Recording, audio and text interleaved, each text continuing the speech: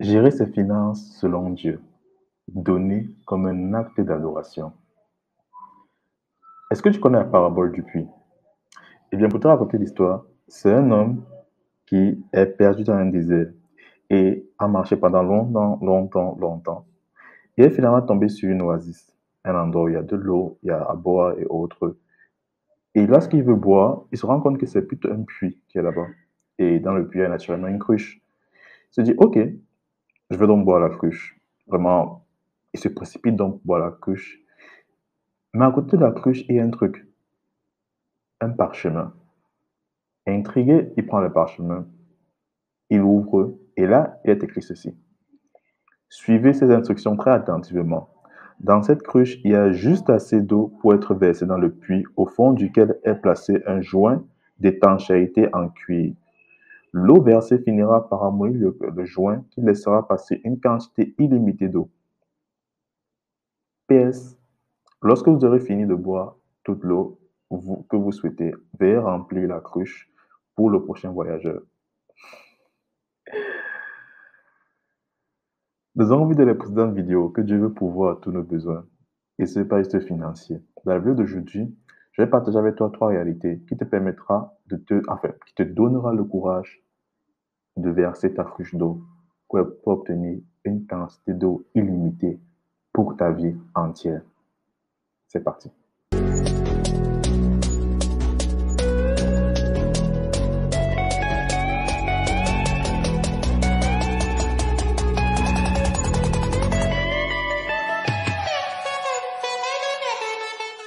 Salut à toi. Moi, je m'appelle Gaston Técu, je suis entrepreneur web et je suis également disciple de Christ.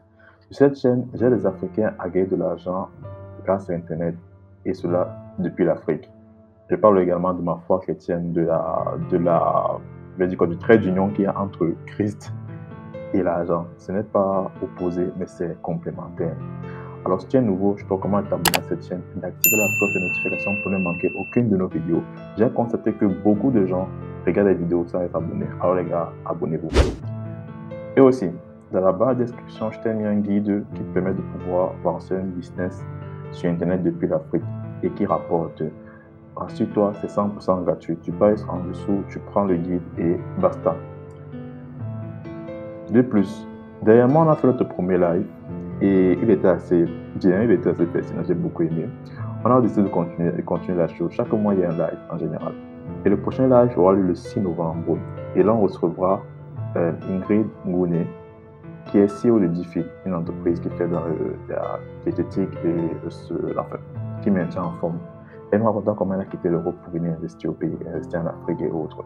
Donc, je te recommande d'être là parce que ça risque d'être très bien. Ok, quand on a parlé du puits, de l'eau et autres, voilà, je pense qu'on a tous compris que cette parabole était juste une image de nos finances.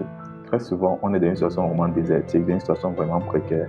Et Dieu nous demande de prendre cet argent, de lui donner. Et on dit que non, vraiment, enseignons pas donner ça.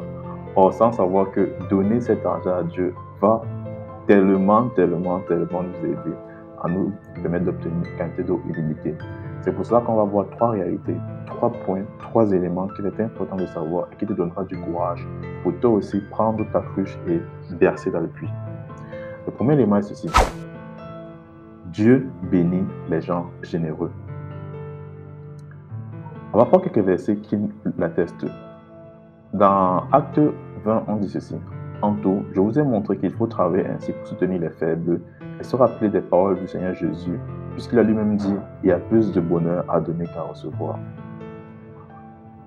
Dans Luc 6, on dit ceci, donnez, on vous donnera, on versera dans le pan de votre vêtement une bonne mesure, tassée, secouée et qui déborde, car on utilisera pour vous la même mesure que celle dont vous serez servi.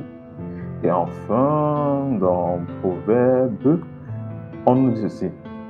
L'homme au regard bienveillant sera béni parce qu'il donne son pain au plus faible. Et pour continuer tout dans Proverbe, la Bible nous dit, celui qui accorde une faveur aux pauvres, prête à l'Éternel, qui lui rendra son bienfait.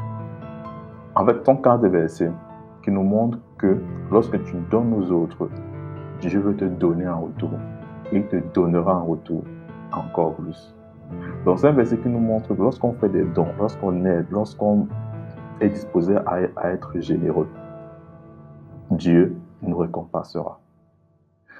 Donc, on sait que lorsqu'on est généreux, 3 choses se produisent. Tout d'abord, il y a le bonheur. Quand tu donnes, tu es content. Tu dis, wow, super, youpi, Dieu merci.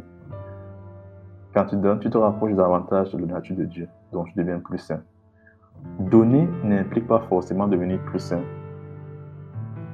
C'est pas ça que je comprends. Je veux dire quoi? C'est un peu compliqué cela. Lorsque tu es saint, tu donnes naturellement. Là, c'est encore notre débat, savoir qui est saint, c'est encore notre débat. Vraiment, c'est un peu long de détailler ça ici là. C'est pour le choisir de la vidéo. Mais lorsque tu es saint, tu donnes pour davantage devenir saint. Mais lorsque tu donnes, tu n'es pas forcément plus saint. C'est un peu compliqué, bon. On y reviendra sur une prochaine vidéo si Dieu le veut. Et également, donner te permet d'avoir la prospérité sur le plan matériel. Dieu nous demande de donner de ce qu'il possède déjà, puisque nous sommes ses gestionnaires. On l'a vu dans la précédente vidéo, on est des gérants de l'argent que Dieu nous donne. On n'est pas des gérants. Et résultat, lorsqu'on le fait, on est tout d'abord heureux. De plus, on est plus sain. Et de 3, on est plus prospère dans notre vie. Donc voilà en fait les 3 éléments qui permettent, qui se produisent lorsqu'on donne. Mais attention, il devait avoir un problème. Ce n'est pas l'évangile de la postérité ici là. Car donner dans l'intention de recevoir n'est pas de la générosité, selon Dieu, mais juste une tentative de transformer Dieu en distributeur automatique. En fait, ce que je disais précédemment, ce n'est pas une façon de corrompre Dieu, une façon de prendre quelque chose à Dieu, non. Mais c'est une loi universelle qui existe déjà. C'est comme la loi de la gravité. Si tu sautes du haut d'un immeuble, tu vas toujours tomber. Et si tu donnes à la façon de Dieu, il va toujours te récompenser. Maintenant, la question qu'on peut se poser ici, c'est quoi la générosité selon Dieu? C'est quoi donner à la façon de Dieu? Eh bien, gloire soit rendue au Saint-Esprit, parce que Dieu nous montre la voie conduisant à la vraie générosité. On est dans une époque où on donne pour se faire voir, on donne pour X, on donne pour Y, mais on a perdu le vrai sens du mot généreux. Généreux selon ce que Dieu dit et non ce que les hommes disent. Qu'est-ce que la générosité? La Bible nous parle de 5 caractéristiques, 5 éléments et 5 cases à cocher pour savoir si oui ou non nous sommes vraiment généreux. C'est-à-dire généreux selon Dieu et non selon les hommes. Le premier élément est ceci. La générosité selon la Bible donne en premier à Dieu et lui donne le meilleur. La Bible nous dit dans Proverbe, honore l'Éternel avec tes biens et avec les premiers de tous tes produits, alors tes greniers seront toujours abondamment remplis, tes cuves déborderont de vin nouveau. La deuxième caractéristique, c'est la générosité selon la Bible est régulière et systématique. Dans 1 Corinthiens, on dit, en ce qui concerne la collecte en faveur des saints, faites vous aussi, comme je l'ai prescrit aux églises de la Galatie, que chacun de vous, le dimanche, mette de côté chez lui ce qu'il pourra en fonction de ses moyens, afin qu'on n'attende pas mon arrivée pour récolter les dons. Pour Dieu, quelqu'un est vraiment généreux lorsque, il donne le meilleur à Dieu. C'est-à-dire, lorsque tu reçois par exemple ton salaire, avant de faire quelques projets que ce soit sur ton salaire, tu enlèves la part de Dieu.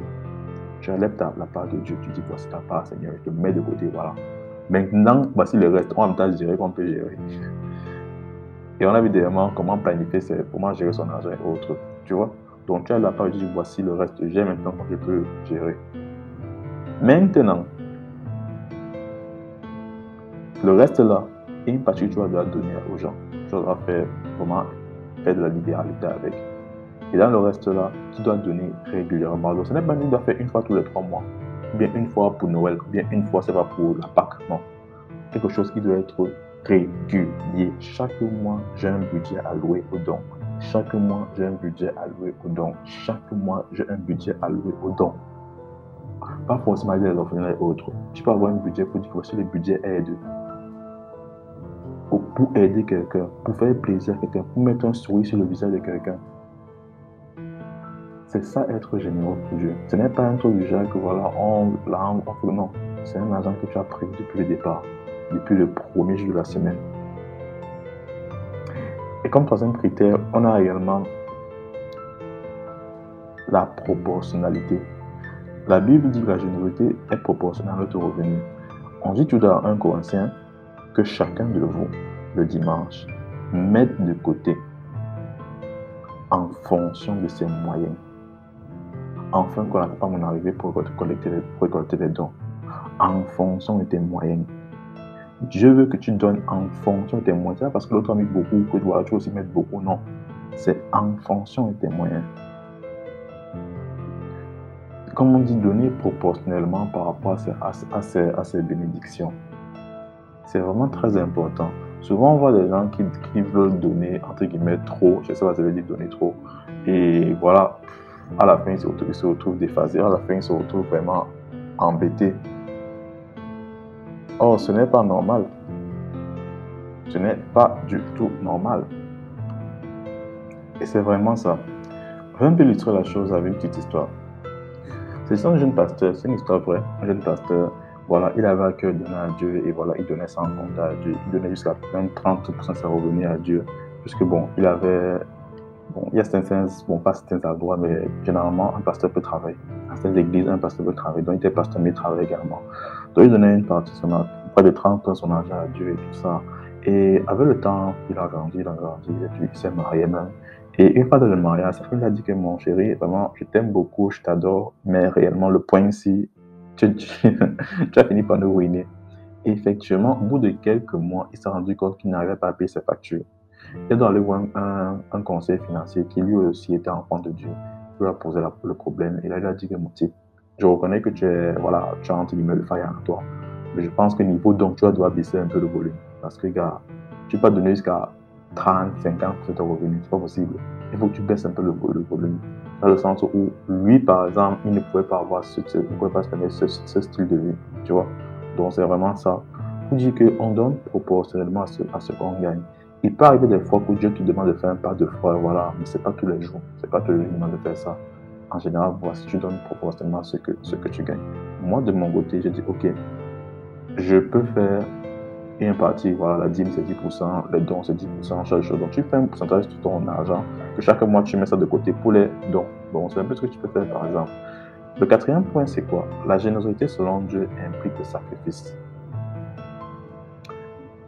La Bible nous dit dans 2 Corinthiens, par ailleurs, frères et sœurs, nous vous faisons connaître la grâce que Dieu nous a accordée aux églises de la Macédoine autant pour moi, au milieu même de la grande épreuve de leur souffrance. Leur joie débordante et leur pauvreté profonde les ont conduits à faire preuve d'une grande générosité. Je l'atteste, ils ont volontairement, selon leurs moyens, et même au-delà de leurs moyens. Et ceux ils sont donnés volontairement, voilà, et c'est avec beaucoup d'insistance qu'ils ont demandé la grâce de prendre part à ce service en faveur des saints. Waouh. Non seulement les gars étaient dans une grande épreuve, donc ils souffraient, c'est-à-dire ça n'allait vraiment pas. De deux, on insiste, ils avaient une pauvreté, pas une simple pauvreté, une pauvreté profonde. Mais bizarrement, paradoxalement, ils ont fait preuve d'une grande générosité. C'est un peu dire que tu n'arrives pas de quoi, tu n'arrives pas à faire 3 repas par jour, le nombre de repas par jour, te permet de prendre encore le peu que tu as donné à quelqu'un d'autre. De nos jours, ça semble illogique, ça n'a pas de sens. Ça n'a pas de sens. Mais pour Dieu, c'est ça la vraie générosité. Et on dit qu'ils ont donné volontairement leurs moyens et même au-delà de leurs moyens. Comme ils disent précédemment, il peut arriver que Dieu te donne et là on te dit que vraiment, je veux que tu donnes plus que tu donnes d'habitude aujourd'hui. Ça arrive, ça peut arriver. Mais comme il dit, ce n'est pas systématique. C'est en fait ça. Je nous encourage à ne pas regarder notre situation, mais à regarder à Dieu. À ne pas regarder, je n'ai pas beaucoup, j'ai trop peu, j'ai les têtes, j'ai ci, mais à regarder à Dieu. Et je vous assure, ça change radicalement notre vie, notre façon d'aborder les choses. Et avec tout ça, j'ai une question. À quand remonte la dernière fois où tu as donné d'un esprit de sacrifice. Et tu as dit, à des fois où tu as donné, tu as dit, Père, je te donne cette somme d'argent pour l'avancement de ton règne. Même si je ne sais pas comment tu vas prendre soin de moi. Donc je donne, je ne sais pas comment ça se passe après. À quand moment la dernière fois où tu as fait ça? À quand moment la dernière fois où tu as donné d'un esprit de sacrifice en donnant, mais tu n'étais pas sûr qu'après il y aura un retour? C'était quand la dernière fois que tu as fait ça? Très souvent, quand on donne en calculant. Et ce n'est pas en soi mauvais. Mais souvent, Dieu nous appelle à faire au-delà.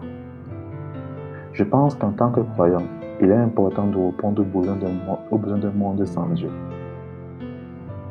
Les gens ont besoin de voir l'amour de Dieu manifesté. C'est bien de parler de Christ aux gens, mais c'est encore plus profond et plus bien de leur montrer l'amour que Christ a pour eux. À quand remonte la dernière fois où tu as fait un vrai sacrifice pour Dieu, où tu as fait un vrai sacrifice, quelque chose qui te coûtait réellement, par amour pour le Seigneur?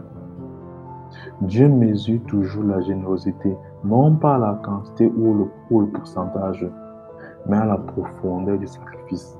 C'est ça en fait pour Dieu. Il va mesurer ta générosité, non pas à la quantité ou point, mais à la profondeur de ton sacrifice.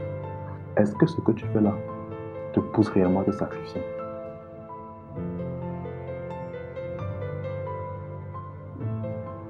J'aime cette partie de la Bible. C'est une histoire que je ne me lasse pas de lire. Même dans le contexte, David a fait un faux truc et Dieu a châtié le peuple d'Israël. Et voilà, Dieu a dit que bon, pour qu'on arrête le châtiment, il faut que tu fasses un sacrifice et tout, et tout, et tout, et tout. Et là, on doit aller voir un gars qui avait un terrain. Vous aimez le contexte. Arna demanda, pourquoi mon seigneur le roi vient-il me trouver, moi serviteur? David répondit, c'est pour t'acheter ton aire de battage, afin d'y construire un autel en l'honneur de l'Éternel. Ainsi, le fléau qui frappe le peuple pourra être arrêté. Arna dit à David, que mon seigneur le roi prenne l'air et qu'il lui offre les sacrifices qui lui plaira. Vois, tu peux prendre les bœufs pour le rose, les chars avec l'attelage pour te servir du bois. Je te donne tout. Je donne le tout, roi. Puis Arna dit au roi, que l'Éternel ton Dieu t'accorde sa faveur. Mais le roi dit à Arna, non, je vais t'acheter cela à son juste prix. Je n'offrirai pas à l'Éternel mon Dieu des holocaustes qui ne me coûtent rien.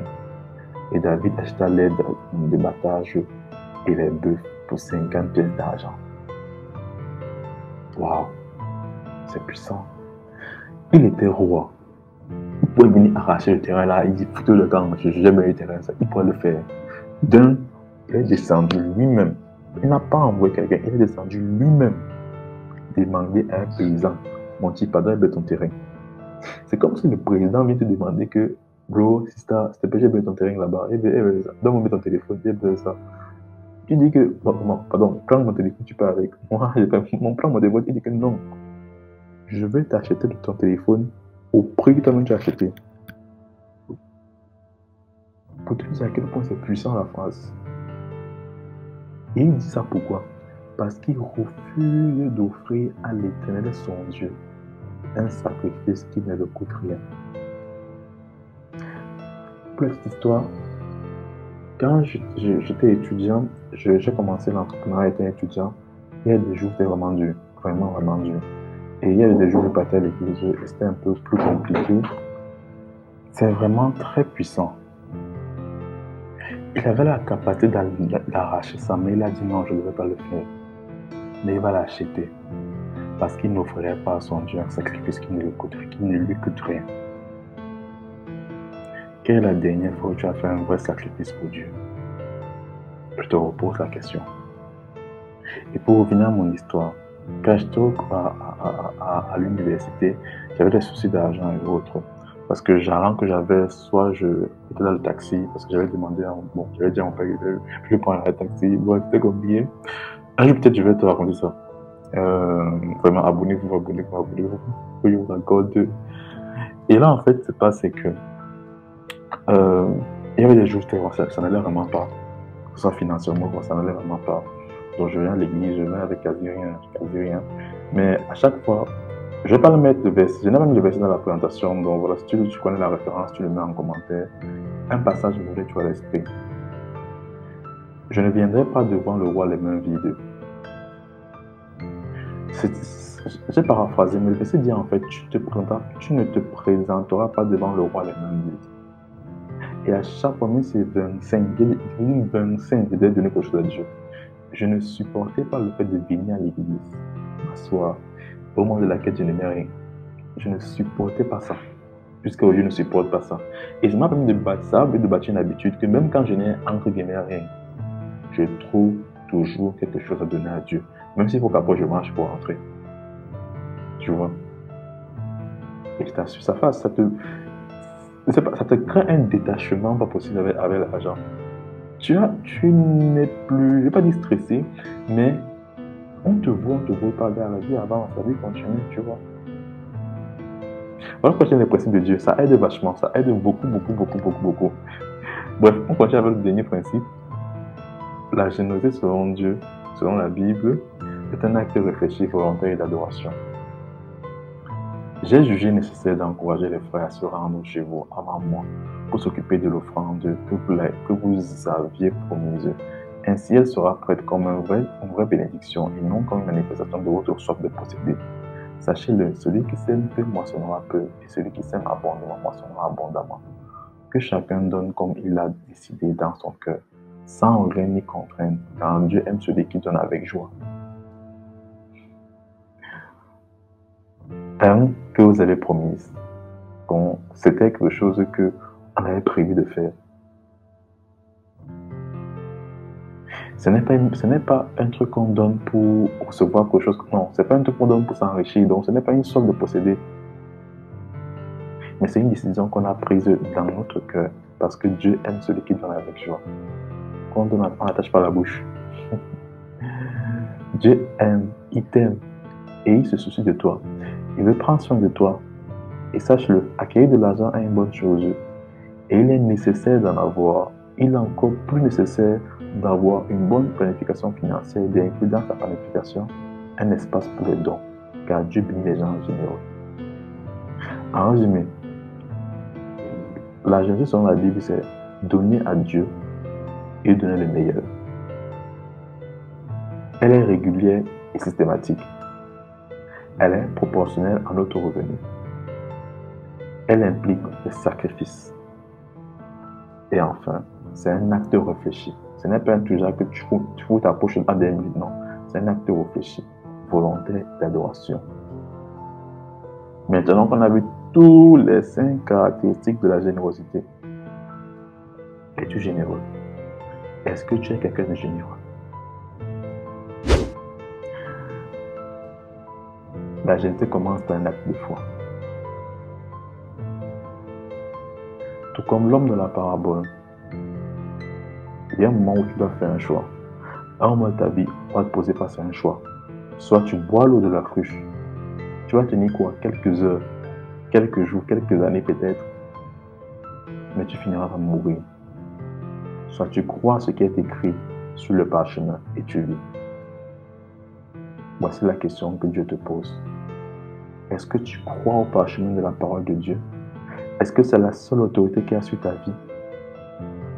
Est-ce que tu peux faire confiance à la personne du Christ de telle sorte que, Seigneur, je ne vois pas tout d'escalier, mais je choisis de faire le premier pas. Seigneur, je ne sais pas comment ça va se passer après, mais je choisis de mettre cette eau dans ma cruche. Seigneur, je n'ai aucune idée comment ça va avancer, mais je choisis de te faire confiance. Encore merci d'avoir regardé cette vidéo, ça m'a fait beaucoup plaisir. Dans le lien, il y a le canal privé Telegram. Très souvent, je fais des ajouts là-bas, parce qu'il y a comme une vidéo YouTube, on peut la modifier après. Donc très souvent, il y a des trucs qui me reviennent après et tout ça, je fais des ajouts là-bas. Je partage aussi souvent des anecdotes, des conseils entrepreneuriaux et autres. Vraiment, merci pour tout d'avoir regardé, tous qui regardent la vidéo et autres. Ça fait trop plaisir. Ça fait tellement du bien de voir que ce qu'on fait est regardé par les gens et autres. Donc voilà. Et pour encourager, n'hésitez pas à laisser un pouce bleu, à partager. J'aime toujours dire partager, c'est un clic. C'est pas quelque chose, tu cliques sur le bouton partager, après tu sélectionnes ton réseau social, tu partages, c'est un clic. Donc mon frère et ma soeur, partage, de côté, il y a un partage. Et laisse-moi ton avis en commentaire. Tu as appris quoi dans cette vidéo? Qu'est-ce que tu as découvert? Ça a vraiment beaucoup plaisir de savoir ce que tu as découvert. C'est vraiment important pour moi. Ça me fait savoir, bon, est-ce qu'il y a des trucs que tu n'as pas compris, il y a des trucs que tu as compris, tu voudrais qu'on entre plus en profondeur. Ça me permettra pour aussi développer d'autres vidéos à l'avenir. Sur ce, merci encore d'avoir regardé la vidéo et on se dit à la semaine prochaine. Allez, ciao.